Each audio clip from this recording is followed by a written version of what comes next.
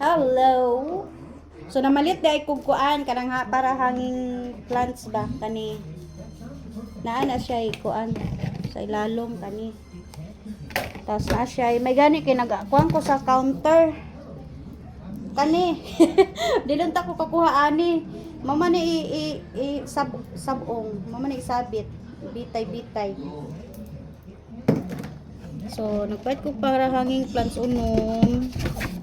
Tas nagpalit pud ko og kani. Paano siya 5 ka buok.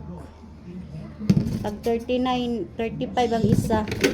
Tas ang dag ko kani murag unom kaing ani. Ganahan ko ani para sa kong bombles. Tag 39 ang isa. Borot ako tega ginom ang bugnaw. Shake. Oyal. So nagpalit pud ko og kalang camping lamp. Pwede po na siya ma-charge magamit inig brand out. So kato siya. Tas nagpalit ko og rice cooker nga bag-o. Kay parang luma na kayo ba among daan nga rice cooker.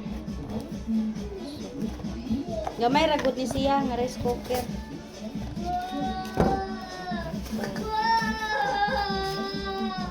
Naklog. Gamay ra.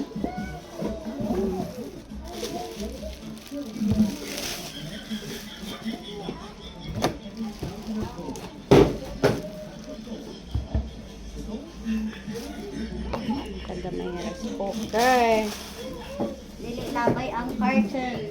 Magamit pang carton.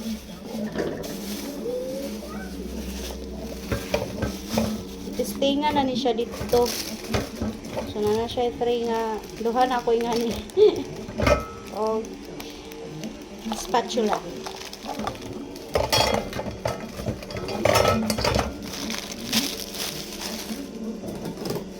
Dira na ako ilabay ang plastic kay magamit pa na.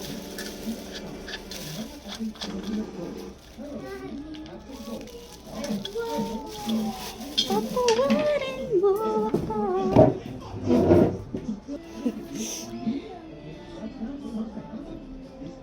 Ana din.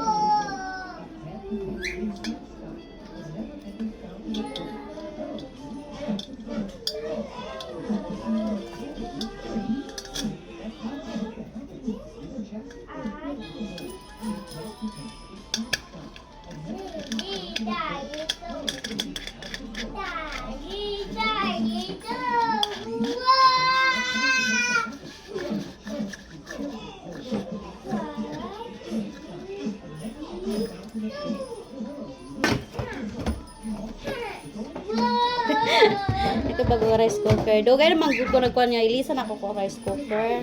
Pero kadto magamit pa to ako ra na siya anha diha.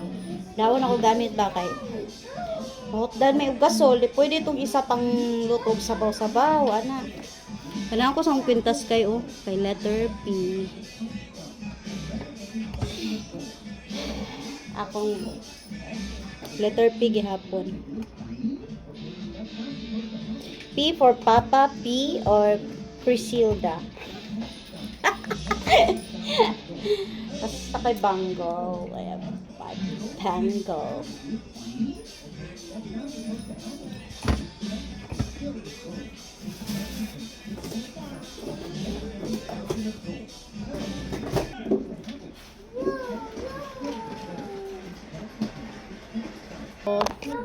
Nagpalit po di ay ko og bugas. So, naapa ko'y daan diri. 20 kilos. Kay Gis, 20 kilos. Then, nagpalit po ko og 50 kilos. 5 katag 10. 1, 2, 3, 4, 5. Subok at lain siya asahon. Grabe singot ay. Budget. See?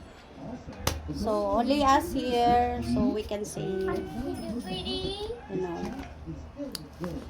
So, I have 50, 70 kilos rice sacks here. Akong letter P kay mabaliktad ba mong letter B. As in baby. Oh my god. Bugat kayo kay ay kita na ako sa file ako mga rice. Okay guys, thank you so much. Bye.